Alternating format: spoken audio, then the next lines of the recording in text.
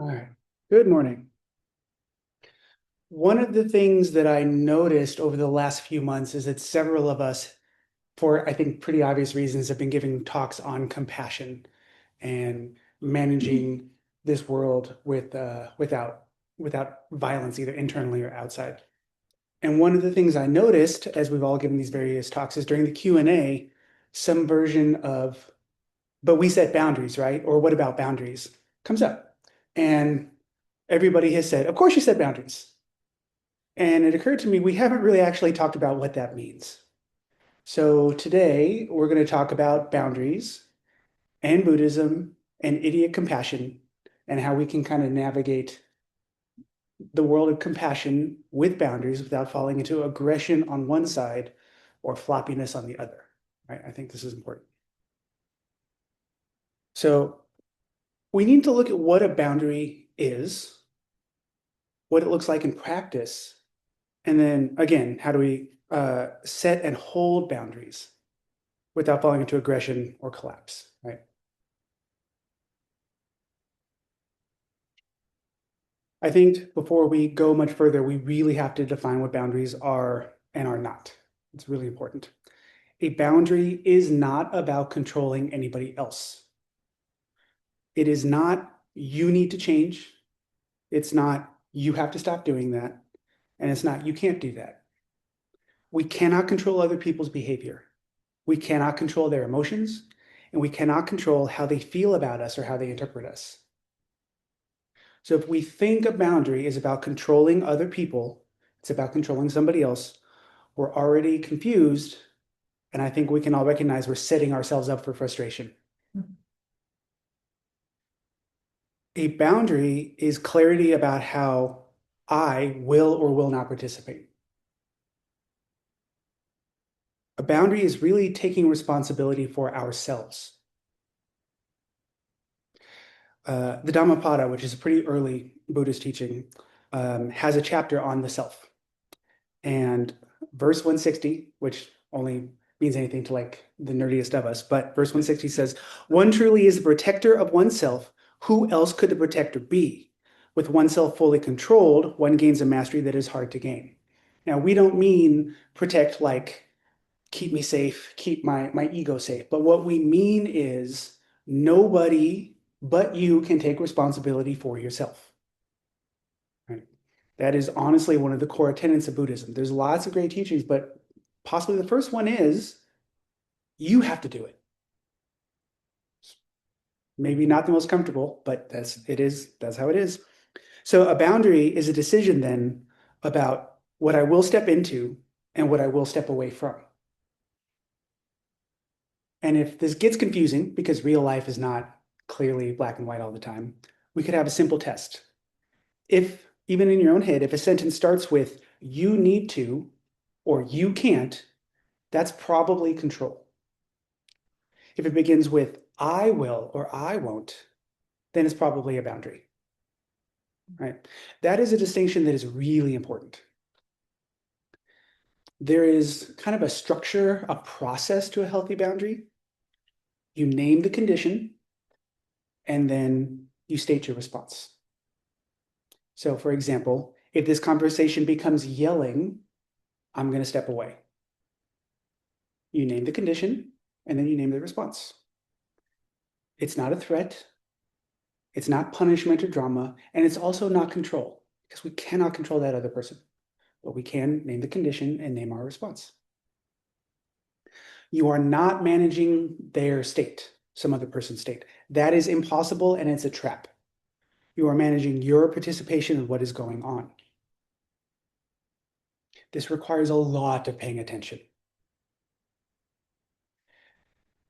And there's a part I think a lot of people kind of struggle with or avoid, especially if we're trying to live in a place of compassion. A boundary is only a boundary if we're willing to act on it. If you say, if yelling continues, I'm going to leave, and then you don't, then it wasn't a boundary. It was a request or a hope. And really, you're putting your state in the hands of the other person, right? I said a thing. you shouldn't want me to leave, so you should stop doing what you do, right? Like we can't control that. A boundary requires follow through. Without follow through, a boundary is just a preference. But I think for a lot of us, it actually feels very hard to enforce our own boundaries, at least to enforce our own boundaries in a way that does not require us going off the deep end of like anger, right? I think something we see in ourselves and with other people is maybe they don't have boundaries or accept about, and then they just completely lose it, and then it's get out of my face, they're gone, right? So why is it so hard to have a boundary and hold it with softness, with openness, without getting hard and angry? And I think there's a few reasons. I think for a lot of us, enforcement can feel harsh. If you yell at me, I'm going to go. That can feel harsh. It can feel unkind. It can feel rigid. I think it might maybe not, it doesn't feel zen, right? We should just be open to everything, but that's not really what it means. But why do we get this confusion? It's because when we follow through, someone might feel discomfort. Most people have quite a bit of empathy. And if you find yourself showing up on a Saturday to meditate with a bunch of people, you probably have a lot of empathy, right? You pay attention to your own feelings and the feelings of other people. If you were clueless, you probably wouldn't feel the need to come meditate with us. So I think for many of us in the room, having empathy can also make it hard to hold boundaries, right? The other person, they may be disappointed. They may be frustrated. They might get mad at us. None of that is comfortable. And especially when we're paying attention to the harm we cause in the world, some of us might equate causing discomfort with causing harm. But those two things are not exactly the same. Discomfort is not necessarily harm, and we have to learn how to tell the difference. Luckily, Zen practice helps a lot with that. We sit with discomfort almost every day. You sit Zazen, if you're joining us for the all day sitting, or even you're here for the 20-minute sitting, we might feel some restlessness. We might feel some boredom. We might feel some uncertainty, like, why am I doing this? Right? Maybe our knees ache or our back ache or our neck aches, right? But we don't call that violence, we call it practice. And we pay attention. If you start getting shooting pains in your knee, we want you to get up, right? There is a difference between discomfort and harm, and we don't want you to cross that line in practice with other people or with yourself, right? Right. And again, how do we know the difference? We have to pay attention. We pay attention so we don't damage our knees in the pursuit of like toughness or purity or some idea we have of being super zen, right? But relational discomfort is not automatically aggression. Sometimes it's clarity. And if your boundary only exists when everyone is comfortable, it's not a boundary. Because again, you're putting the responsibility for your boundaries on everybody else. Please tell me you're comfortable and you accept this and you approve of this, and then it's okay. That's not a boundary. And sometimes it gets more complicated because there is a difference in setting boundaries with individuals and setting boundaries within a system. Sometimes one is much harder than another. If you're in a tough family dynamic, setting boundaries can be very uncomfortable. If you're in a toxic work environment, setting boundaries can be very uncomfortable. If you're in a spiritual community, setting boundaries can be uncomfortable. And sometimes, because systems are usually, even good systems, are usually most interested in perpetuating themselves, if you set a boundary, that can be really uncomfortable because you might be the bad guy, right? Like all of that kind of sucks, right? It's part of it. But again, we cannot tell an individual person or a family system or a work system or a spiritual community how they have to act. We don't have that power, but we can decide how we will show up. And that's the boundary, right?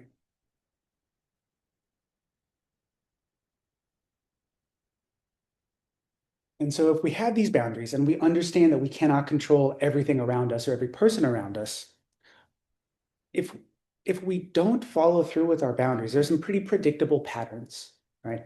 And this is where we start to see that actually compassion and boundaries are not separate or different at all. If you don't hold to your boundary, what's going to happen inside for you?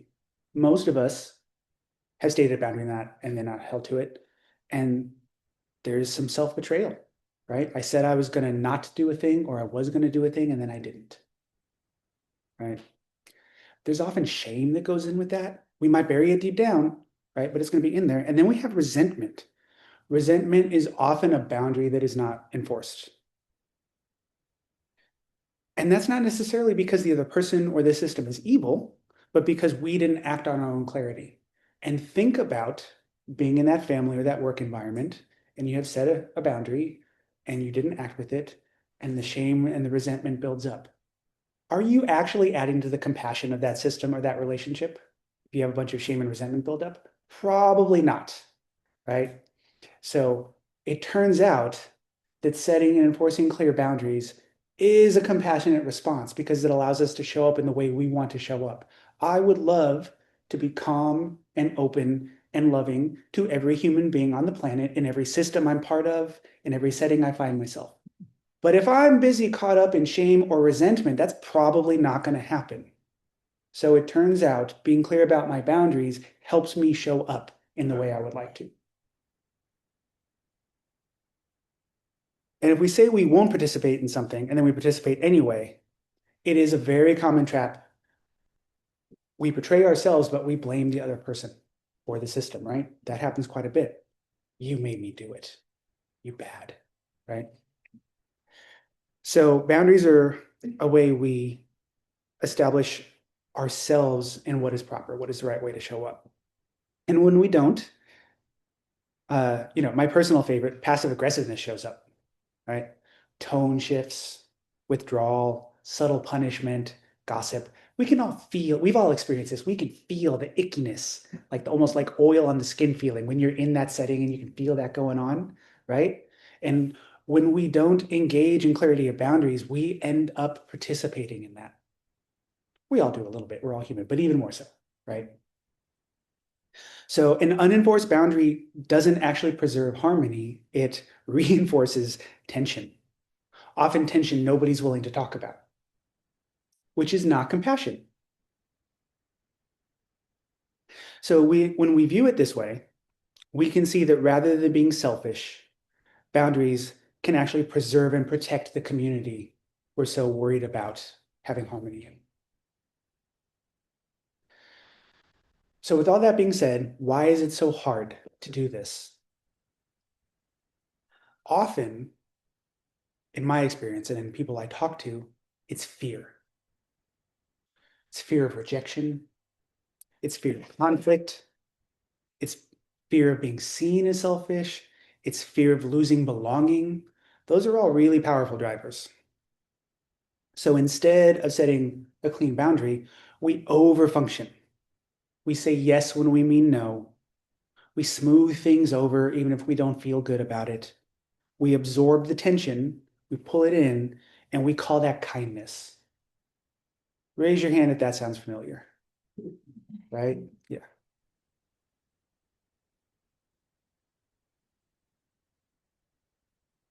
Here's where we maybe get a little uncomfortable because we've all done it. Y'all raise your hands. It's too late. I raise my hand. Sometimes what we call kindness is actually control. It's not domination through force or threats, but it is subtle control. We overgive because we're trying to shape the outcome. We tolerate behavior because we're trying to preserve connection. If I just love this person more and give them more and tolerate anything they do, eventually they'll love me and they'll stay, right? If I just keep telling my boss they're wonderful and I just never stand up for myself, eventually they'll see my worth. It's a trap, but it is us trying to control the outcome. Or we avoid clarity because we're trying to manage how we are perceived. But if my kindness relies on your response to me, it's not kindness, it's manipulation, right? I want to be seen a certain way. I want you to respond to me in a certain way. Of course, we all have that. We want to be responded with kindness, but if that's the price tag, right? If I extend kindness to get a response, or I take it away if I didn't get the response I wanted, that's not you showing up as who you want to be. That's a transaction. It's a negotiation. And when generosity has a hidden demand attached to it, it is not generosity, it is grasping. And it turns out that Zen practice is designed to cut through grasping. And we do grasp it more than objects. I think when we think of grasping, we might think of stuff or money. We might think of romantic relationships, but it's approval, right? We like people to approve of us. It's harmony, right? If we're really conflict avoidant, we'll do anything to keep the appearance of harmony, right? We grasp at identity. Am I the reliable one? Am I the nice one? Am I the patient one? Am I the generous one?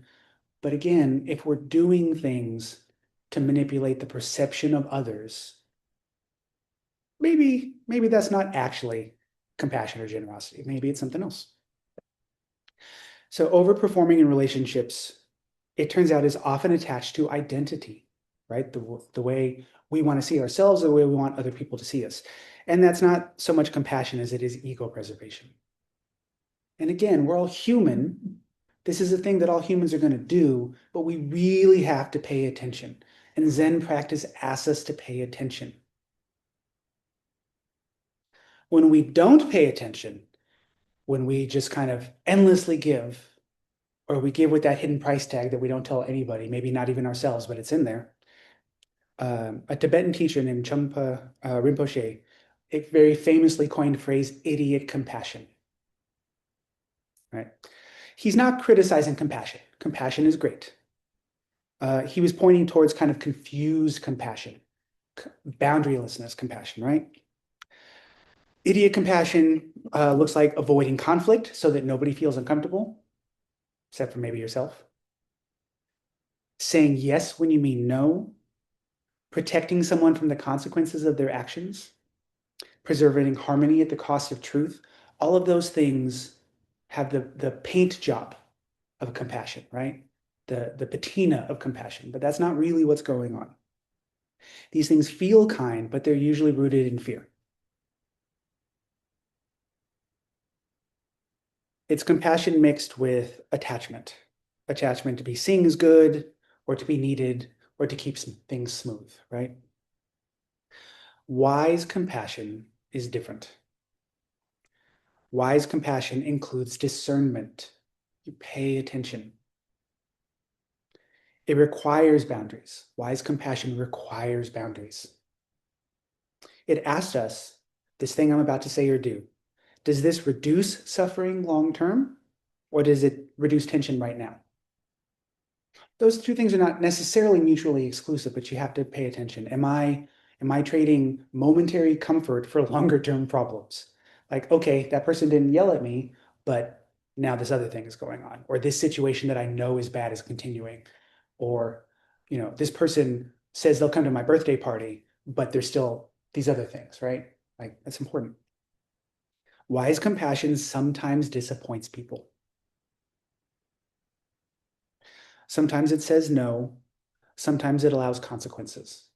Because again, we cannot control how other people think or feel about us. And we cannot make anyone, and this is an important one, this is a toughie, we cannot make anyone respect our boundaries. That is outside of our power. So if we're getting into like, if you yell at me, I'll leave. And you're really just hoping they'll be like, oh, I don't want Gigan to leave, so I'll stop yelling. That's not really a boundary. That's again manipulation. And what I did is I took my power and I gave it to that other person after all, right? If it's a threat or a hope, right? I have to be willing to say, okay, you can keep yelling at me, and you might have some bad feelings about the fact that I'm going to get in my car and go home, but that's what's going to happen now, right? I mean, truthfully, with my students, this is a thing that happens a lot. I say all the time, I love my students unconditionally, and I have really good boundaries. And long term, those relationships are stronger for it. Even though in the short term, they might look at me and say, I hate you, Mr. H, right? It happens. But long term, they learn that there's stability and trust there, right? And those are the relationships we want anyway. We don't want relationships that make us feel poopy all the time, or like we've abandoned ourselves all the time, or confused all the time. We don't really know what's going on. We want relationships with individuals or with families or with other systems that feel stable. You know what's going to happen when you show up the next day. Right? People are different, but you can trust this person or this place or this setting. That's really important. And it's really hard to practice Zen and build up your own stability if you're going to a setting where stability does not exist. So again, compassion, Zen practice, boundaries, all the same. They're all together. All right. And it takes a lot of humility and clarity to pay attention because we can fall into the mushiness, which is what a lot of this talk is about, but we can fall into aggression, right?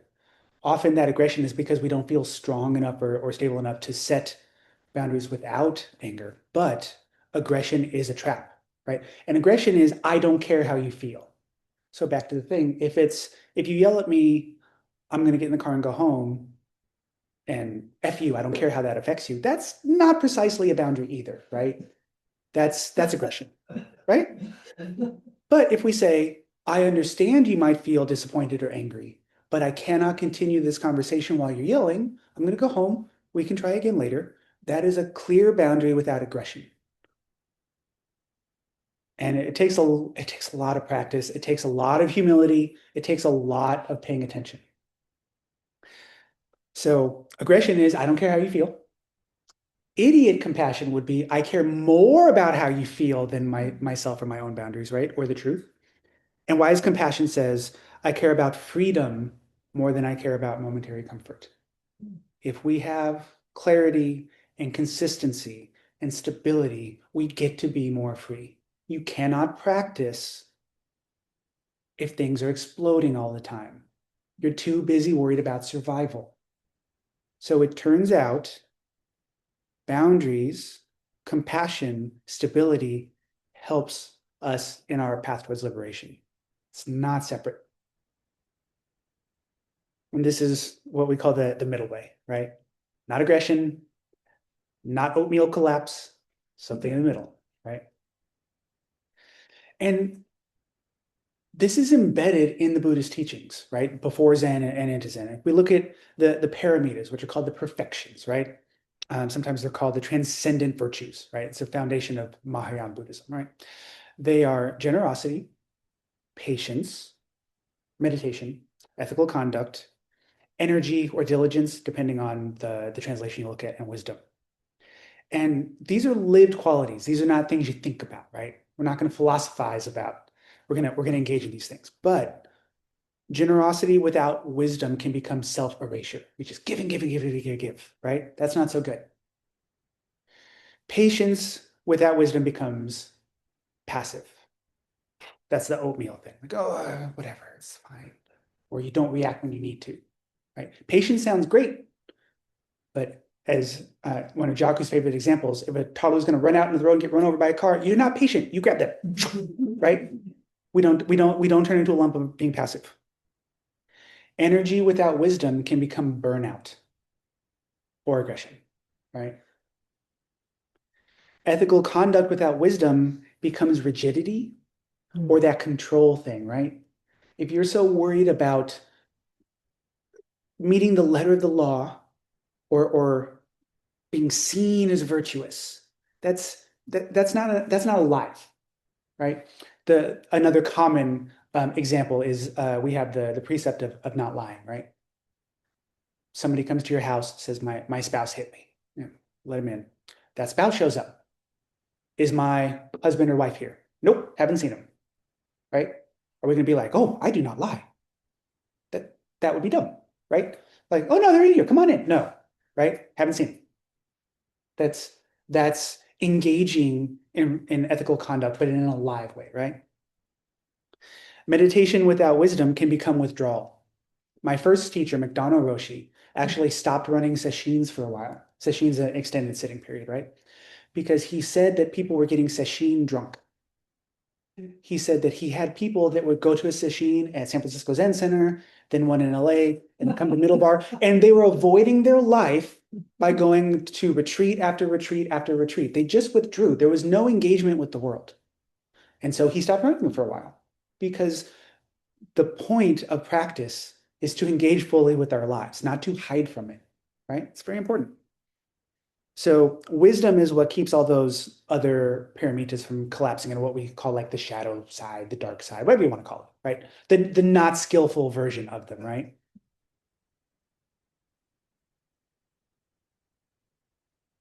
And boundaries are one of the ways that wisdom expresses itself in relationships, right? It's important.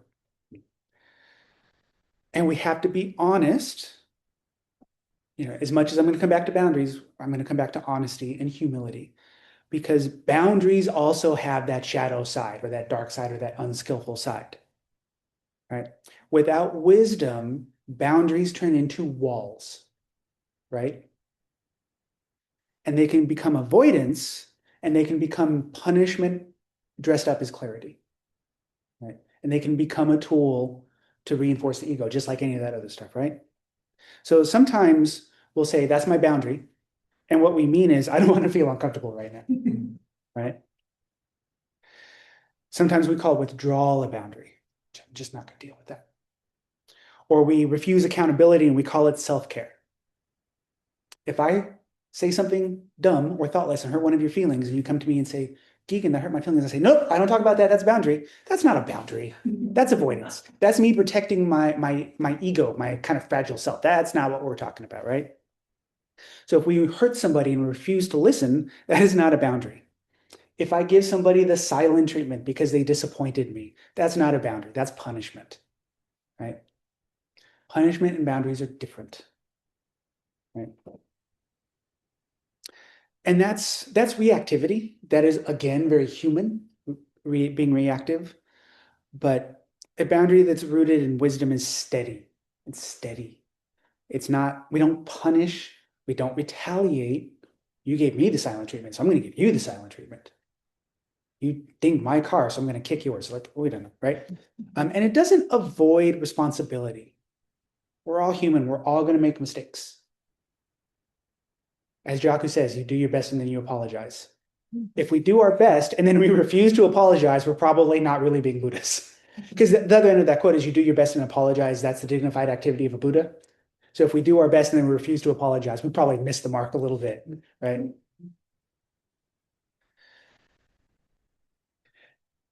And I think the punishment line can be really hard for people, right? Because and so that's why I recommend the process of sounding boundaries should probably, for the most part, if we can, not be done in the moment. It's probably something that it is good if you run into a situation or you know a situation might be coming to set it when you're calm, when you're removed from the situation, when you have maybe a trusted friend or a teacher to talk to. If you're in an argument with a loved one or a coworker or something like that, I'm not saying nobody can do it, but it's really tough to set a clear, stable boundary that is rooted in compassion when you're super pissed. That's tough. It's doable for some of us, but I think for most of us, it's probably better say, I'm going to take a break, which is its own boundary, right? Like, I don't like how I'm showing up right now. I'm going to take a break. I'm going to figure out what I need to do. I'll come back, right? So we have these distinctions, right? Idiot compassion kind of protects comfort, whether yours or someone else. Wise compassion protects freedom. Idiot compassion avoids tension, yours or someone else, so that nobody feels unsettled. But we know that's probably not going to lead to a productive outcome in the long run, right?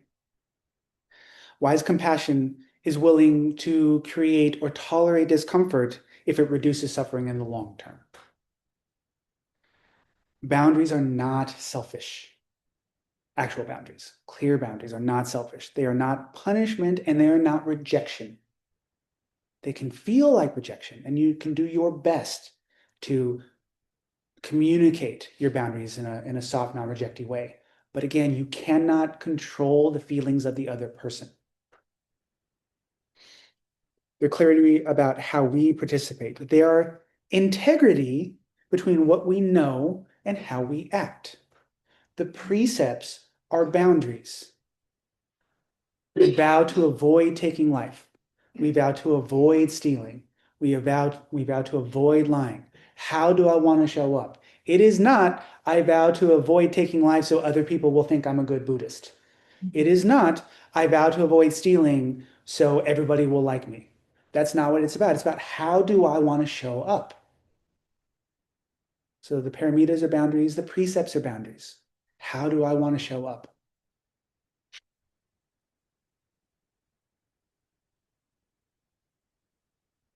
Compassion without wisdom can become indulgence, right? I'm a sucker for little kids, so I've definitely fallen on, there've been a few 5-year-olds that have wrapped me around their little finger for sure, right? A little indulging, right? But if that 5-year-old had again run into the street, I would have grabbed them, and even if they'd been mad at me, it would have been fine, right? Wisdom without compassion, we're going to flip it now. Wisdom without compassion becomes cold, right? This is why I'm saying they're not separate. Compassion, wisdom, boundaries, practice, it's all one thing.